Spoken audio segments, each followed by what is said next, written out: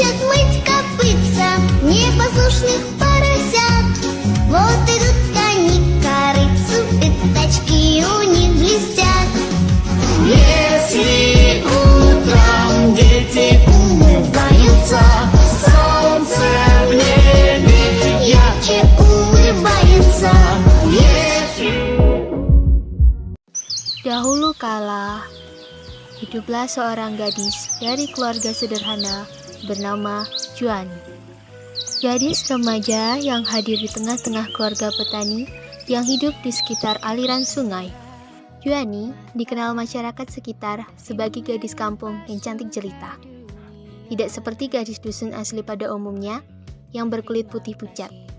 Juani justru berkulit kuning langsat seperti putri-putri dari karangan kerajaan.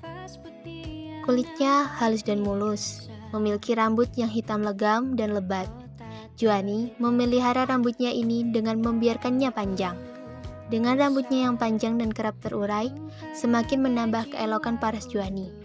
Benar-benar bak gadis bangsawan meskipun dengan tampilan yang sederhana tanpa polesan. Karena kecantikan Juani, jangankan mereka yang masih bujangan, mereka yang beristri pun ingin mempersuntingnya. Wajar kiranya jika setiap kaum Adam yang melihatnya mempunyai mimpi untuk bisa duduk bersanding dengan Juani di pelaminan. Setelah ibu Juani mengetahui bahwa Juani sudah menolak banyak laki-laki yang ingin meminangnya, ibu Juani pun bertanya, "Kenapa pula kabani Juani? Jeme betandang nak berasan kabata lagali. Kenapa kau Juani? Orang tidak hendak meminang kau tolak semua." Kagak lama, belum ada yang cocok. Nantilah bu, belum ada yang cocok.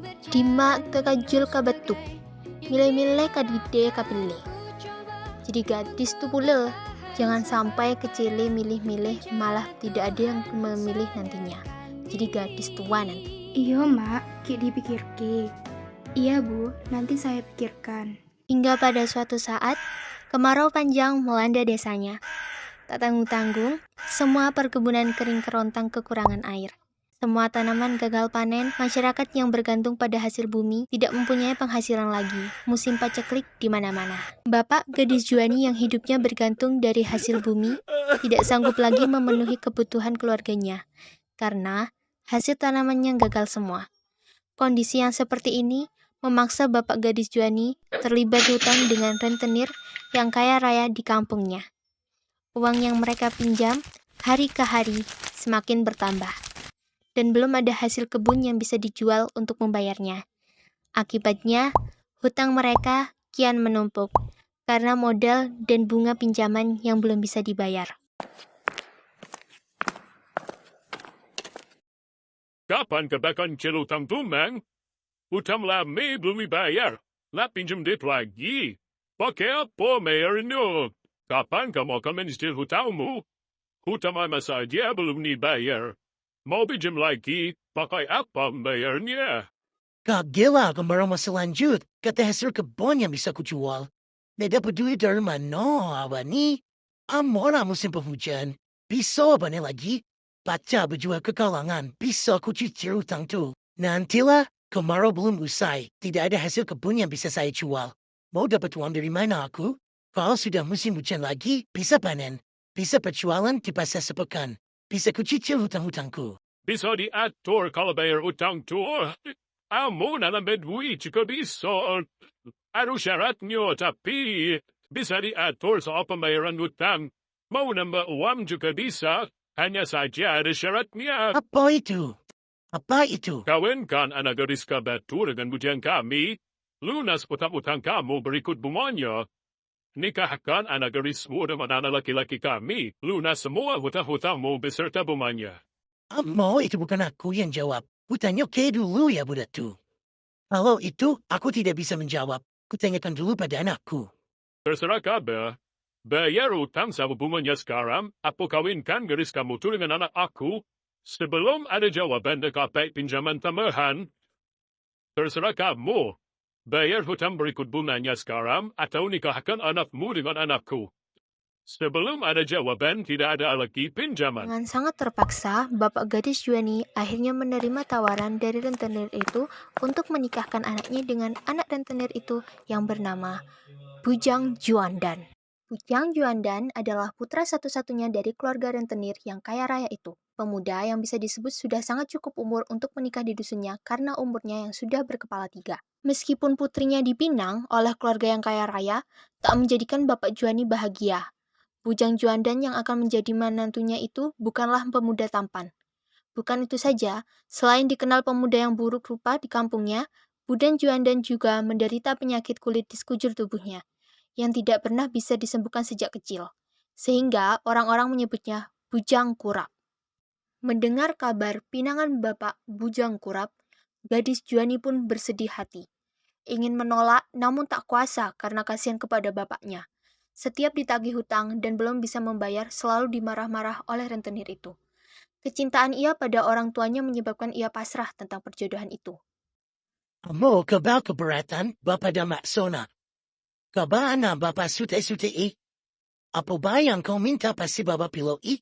Hutang kita bisa dicicil kalau lah musim hujan kaget. Sementara ini kita tahan lapar. Makan apa yang masih bisa dimakan na. Jika engkau keberatan, Bapak tidak memaksana, kamu anak Bapak satu-satunya. Apa yang kamu mau, pasti Bapak ikuti. Hutang bisa kita cicil jika sudah musim penghujan lagi. Sementara ini kita tahan lapar. Makan apa yang masih bisa kita makan. Ida, Pak. Apa baik pasti Juani kasih buat Bapak.